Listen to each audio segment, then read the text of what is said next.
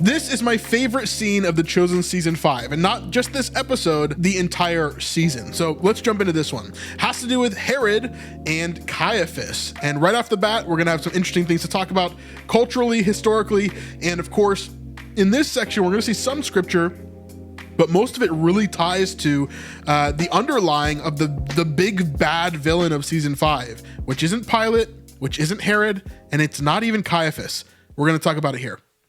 Yes. Have you tried the garum? Herodias and I have it imported from Rome by the Amphi.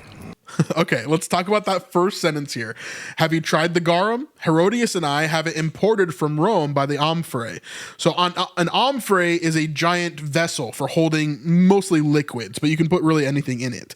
However, the garum is a fish sauce. It's like a sauce that you put on meat. So here you can see him putting it on a giant, what looks like kind of piece of lamb that is here on the table. And so he is drizzling that fish sauce all over the area there. Garum was a very popular Roman fish sauce. Some Jews would use it as well. In fact, Magdala, where Mary Magdalene is from, is a massive producer of garum. They were a fish, city essentially, where they had a large tower that processed fish. They had pools where they kept live fish in order to process them and eat them and use them for fish sauce as well, for garum. And so here we see one of the things that we're seeing here is how Herod is using primarily Roman things in his day-to-day, even while he's eating here. So the very first thing we hear him say is that he's using a Roman fish sauce in order to garnish his food. And so he loves it. It's very good. But this one in particular, he didn't get from Magdala. He didn't get from Capernaum. He didn't get from, one of the coastal cities, which he easily could have gotten it from because they were large producers of it. But he had it all the way imported from Rome itself, the enemy of the Jewish people. That tells you a lot of who Herod is. And so just from the very beginning, we're getting kind of a glimpse of what this scene is going to be about. Along with copies of the latest plays and poetry, no doubt. So here Caiaphas kind of nips back. He's saying, oh, so you got this Roman fish sauce along with copies of the latest plays and poetry, along with what they like to do. So you're basically Roman, you Jewish king, right? Lucretius, Virgil, Horace, Ovid. Right. Now here, Ovid, he's gonna quote something that Ovid wrote. Ovid is a Roman poet during the time of Jesus, or actually right before the time of Jesus. I think he died early AD, like very early. He writes, death is less bitter punishment than death delayed. You do better quoting Moses, David, Solomon, Isaiah. Okay. Yep. It's simply not as fun. So here we're seeing more of that, like, you're quoting these Roman poets, but why aren't you quoting our people? Why aren't you quoting what is important to us? And here's where the rub starts. What else isn't fun? Trying to protect our entire nation when the people's hysteria over a man they want to be king could provoke Rome to wipe us off the face of the earth. I will just say, the acting in this scene is some of the best from two of the best actors within The Chosen. These are the most seasoned actors that have been in so many different projects. Paul Ben-Victor, who plays Herod here, and then Richard Fancy, who plays Caiaphas. These two are insane. I wasn't 100% sure about Paul Ben-Victor in season 4 when we first met him, but in season 5, this scene in particular, it's really, really, really well done. Jesus, yes, the one they say raised the man at Bethany from the dead. Don't insult me by pretending you don't know. On the contrary, that's why I summoned you here today. So he summoned Caiaphas here, which means that this is Herod's palace. Herod has a pretty large palace, obviously, in Jerusalem that he could rule from, and he could visit when he wants. He would have several palaces kind of all over the nation of Israel. And so that is where we are currently. We've never really seen this location before. Pilate wanted me to relay a message, which I will do, since I'm a man of my word. He suggested we consider killing Lazarus. putting the rumors of Jesus' supposed powers to rest, delegitimizing his following. Not that. This comes back from the season finale of season 4, where Pilate, he told them, hey, why don't we just kill Lazarus? If he's really alive and people think that he was resurrected and it's causing issues, why don't we just kill Lazarus? So now the conversation is going to turn to Caiaphas wants to kill Jesus, but Herod wants to kill Lazarus. At least he's putting that forward as an idea from Pilate here. That's simple. For one thing, only Rome has the authority to enact capital punishment. I agree. It's the last thing we want to be associated with. Well, but it has happened before. Real quick, I'll point this out too. This scene is one of the best you can see. The background in this scene is not real. And it's not CGI either. It's actually a large background of Israel itself, of ancient Israel, that was made, like it's a physical backdrop, like a piece of cloth, essentially, that has print on it that shows exactly how the hills would have looked in Jerusalem, which is amazing, because most of the time they look like Utah mountains.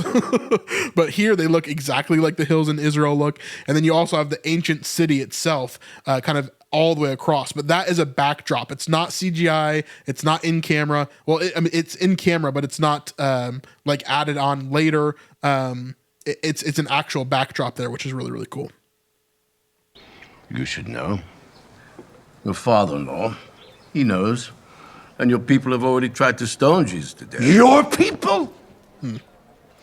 Our people, Antipas.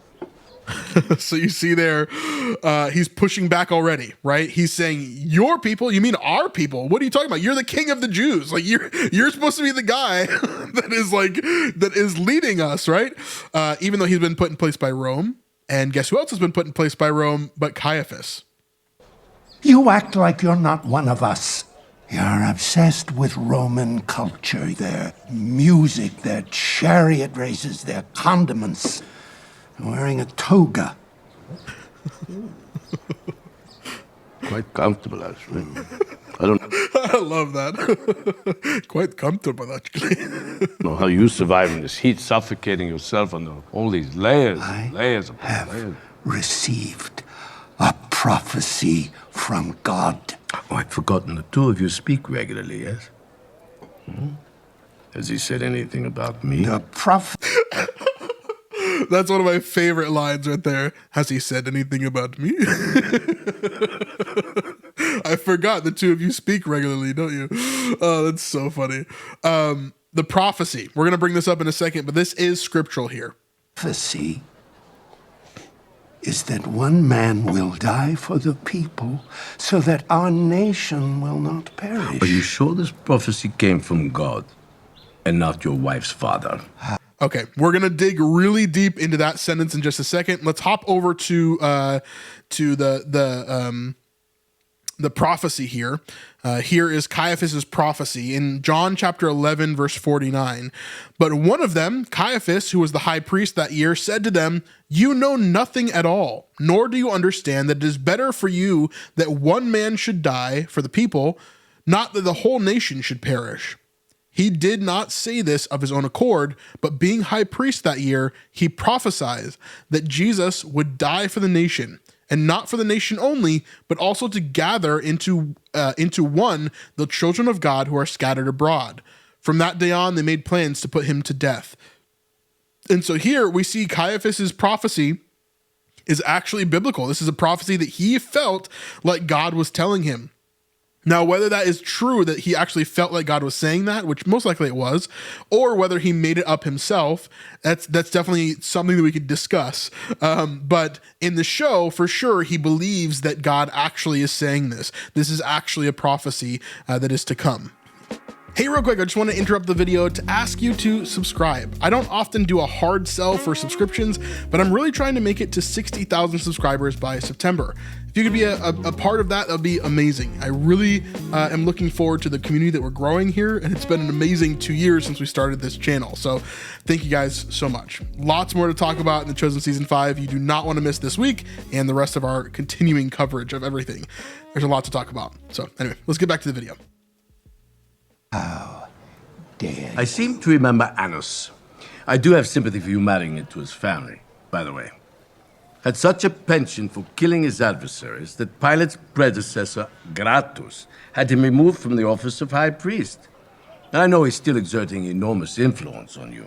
Okay, so let's talk about this, because this is really the big bad villain that's been behind the scenes the entire time. It's not necessarily Caiaphas, it's not necessarily Herod, but I believe that it's Annas. Annas is the father-in-law of Caiaphas, and he was previously a high priest early on, up until about 15 AD.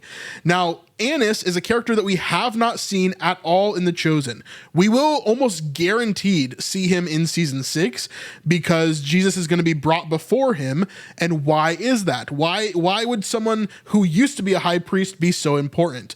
Well, Annas was taken out of his position as high priest because Gratus, Valerius Gratus, who Herod just speaks about right here, he was afraid that Annas was gaining so much power, that he was gaining so much notoriety, that he was gaining so much popularity from the people that he would be able to overthrow Rome, that he would be able to overthrow the situation that was happening there with the occupation. So they took out Annas from that position and they allowed other people to become high priest. Here's the thing, though. Here's the thing. Just like in the US, how we have presidents, and after they're done being president, you still call them president, right? And they still have a lot of influence in the world. For example, we see Barack Obama traveling around and he has a lot of influence within the world, right? Even Bill Clinton is still traveling around and doing a bunch of different stuff. Even George Bush, right? Like all these different people are still traveling around and they still have immense influence over the US, even though they are no longer president. It was even more so for Annas specifically as high priest for a couple of different reasons. One, because people loved him that much. People really loved who he was and they wanted to see him as high priest. Number two was because the next 6 high priests were all from his family, 5 of his sons, and then Caiaphas, his son-in-law. So all of them had become high priests at some point during that line after him. And so Annas had control over each member of that family, possibly including Caiaphas. And so here, that is what Herod is pointing towards. Herod is pointing towards this idea that Annas is actually the one that's controlling Caiaphas through his connection with his wife. And that is why everything is kind of happening the way that he's seeing it as, because Annas would not hesitate to have someone killed mysteriously or taken out of, a certain location. He was ruthless and he was strong and he had a lot of power. And so Annas could be controlling everything that Caiaphas is doing behind the scenes. And that's what Herod is kind of pointing out here, that Caiaphas is not really in his own, but he's being used as a puppet in order to take out this Jesus guy who really hasn't really done anything, right? It's just that Annas really doesn't like him and doesn't like that he's being seen as basically a king, right? Of course, Caiaphas isn't like that either. But here, Herod is really pointing towards Annas being the real villain. Annas is really, really powerful, so much so that even in the New Testament, he is referred to as the high priest, even over Caiaphas. And so we see this here. The high priest questions Jesus. The high priest then questions Jesus about his disciples and his teaching. Now, who is the high priest? It doesn't say here, but at the end of this, we see that Annas sent him bound to Caiaphas, the high priest. So after the high priest had questioned him and talked to Jesus then he gets sent to the real high priest, which is Caiaphas. So even in the scriptures, the authors of the scriptures are still pronouncing Annas as the high priest. Similarly to how we talk about presidents, right? Still, Annas is regarded as the high priest. And why would they even bring Jesus to Annas in the first place? He's not in any sort of role of power except behind the scenes. He's kind of like the Godfather, like behind the scenes of everything. We see the same thing in Acts chapter 4. With Annas, the high priest, and Caiaphas and John and Alexander, all who were of the high priestly family. So in this sentence, in Acts chapter 4, we're even seeing that Annas is labeled as the high priest and Caiaphas is not labeled as the high priest. That's pretty crazy to me, to show Annas is really this big boogeyman kind of behind the scenes, and that people saw him as this powerful figure in the space. So yeah, which is quite interesting to me. through your wife. I've never had someone killed via the influence of my wife. It was Salome who requested the head of the baptizer. So again, this is very quick writing here. I love that. This is why I love this scene, because there's so much to be broken down here. Caiaphas then goes, Herod is like, you're being controlled through your wife. And then Caiaphas is saying, well, I have never had anybody killed because of the influence of my wife, which points directly back to Herod, as Herodias just had John the Baptist killed through Salome, right? We all know who put her up to it. Oh, Caiaphas, if you go through with this, you might keep your marriage and get a pat on the back from your father-in-law, but you will lose your job.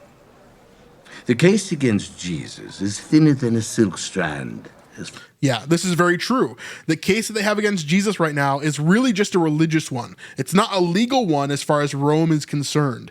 This is why at the end of Jesus' life, when he's talking to Pilate, Pilate actually washes his hands of dealing with Jesus because he finds no guilt in him, but he also doesn't want to cause a riot. So then he allows them to crucify Jesus because it's going to cause a riot if they don't do it. And so that's the situation that they kind of get into here. But he's right. This case is as thin as a silk strand, right?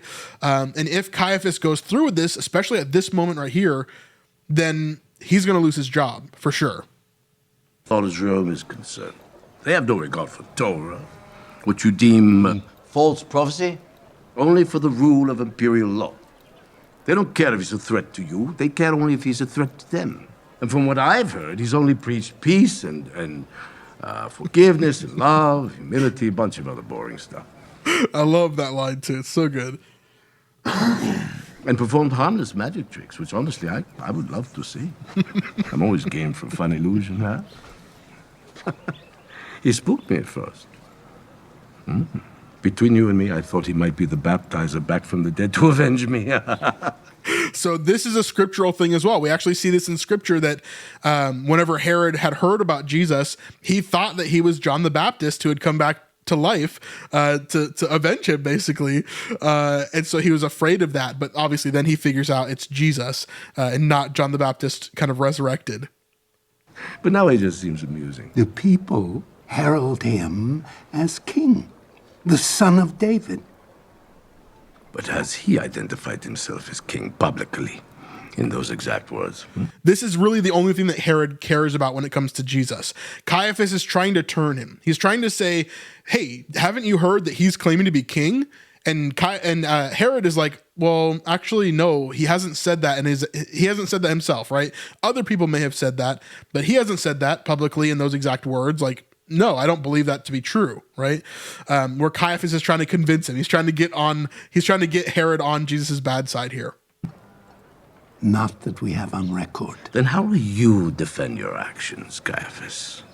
When Pilate comes to depose you for breaking the law and executing someone outside the Roman justice system. You killed the baptizer. I am the Tetrarch of Galilee. I have special dispensation. I love that too. Herod can show like, hey, I'm not taking this seriously, but I do have power, right? I am the Tetrarch of Galilee. Don't you dare question me, sort of moment. Yeah, it's really interesting. You want to know something? I regret it. So he regrets killing John. They hate me now. Didn't even want to do it. Yeah, he didn't want to kill John. He actually liked John. John interested him. He entertained him. But you did. You chose your wife over popularity, and you would begrudge me the same. Here's what I begrudge you. I'm the one saddled with the onerous task of mediating the balance of power between the temple and Rome. A job I was born to. You're a craven, social climber. Married your way into the aristocratic family and happened to become high priest only because Governor Gratus had to depose Annos for doing the very thing you're trying to do. So again, he's kind of poking at his family. He's poking at who he is as a person. Like, Caiaphas, you're nothing. You just happen to marry into a powerful family, and now you're here because of that. And if you succeed, I'll be the one left to pick up the pieces. If that's true, why would you summon me here to deliver a message from Pilate that I should kill Lazarus? Because Lazarus is a nobody, and you could make it look like an accident. Anyway, it was an offhanded comment from Pilate, because I told him the people's only reason for belief in Jesus is the raising of Lazarus. Which is the main reason at this point. The main reason why the majority of people are believing in Jesus is because of the raising of Lazarus. However, here we're seeing that there's a fight that's going on here. Should we kill Jesus? Should we kill Lazarus? Herod doesn't really care. He's just bringing up the Lazarus thing because Pilate is the one that said that. And if that solves the issues, then let's do that, right?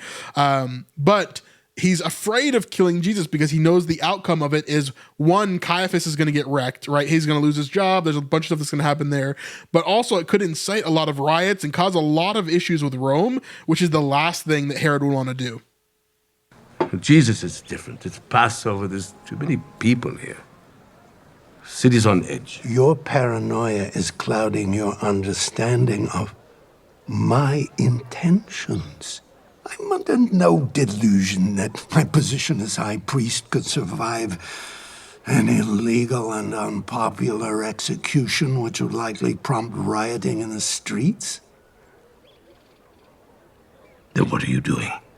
Yeah, then what are you doing? What's the plan here? How could you possibly kill Jesus and make it legal, right? Because he hasn't done anything wrong. This may sound crazy, but I actually believe in our God, Adonai. I love that line there. This is something that I think about a lot in my own personal life, right? I think of how Christians act that are around me, and I'm like, do you actually believe in God? Because I don't understand why you would believe in God and act the way that you're acting. It doesn't really make sense to me personally. But here, Caiaphas is doing the same thing to Herod. He knows that he doesn't fully believe in God. And here, so he's like, I actually believe in our God, and I actually believe these things are going to happen, and I actually believe that what he's told me is true, which is a cool way to understand Caiaphas here. He really, truly believes that he's doing what he believes God is asking him to do, which in a roundabout way is correct. The King of the universe, and he told me that one man will die so that our nation will not perish, which means it will happen. Again, just a beautiful shot here. I really love this. Did he happen to say if the... This was the last scene ever filmed for season 5, by the way. So really, really cool to know that too. one man was Lazarus or Jesus? Nah. Thankfully, that's plain. Jesus is tearing the populace apart. Now, unless you want to alienate your subjects further, I plan to wait for Jesus to misspeak and incite the ire of Rome. And then they can take care of him. So here's Caiaphas's plan that's coming out here. He's saying, okay, well, I know I can't do anything right now, but I have to wait to see if Jesus will misspeak during this time. And when he misspeaks, then we'll take advantage of it because Rome will be upset about something that he says. For example, if he says that he's king, or if he says that he's going to rule, or if he says something else that's out of place that Rome would deem as something that could be a threat to the Roman Empire, then we'll really get a push on him, basically. Before they feel the need to take care of us. Hence, one man will die. He hasn't exhibited a pattern of misspeaking about Rome. So I will prompt him. I'm listening. There is one thing the people hate more than they love Jesus. And that is where the scene ends right here. There's one thing that people hate more than they love Jesus. And what is that? Could be two things here. Number one, could be taxes. Of course, we're going to talk a lot more about that in a future video, so make sure you're subscribed and we talk about it there. Number 2, it could be Rome, and that I'm sure is going to come up as well. Really, really interesting stuff. Let me know your thoughts about all of this in the comments down below. What do you think about Annas and Herod and Caiaphas and even Pilate? All of these antagonists coming together. Shmuel is part of that too. Yeah, a lot of really interesting things. We have a lot more to say about the season, so stay tuned, subscribe. We'll see you guys on the next one. Peace.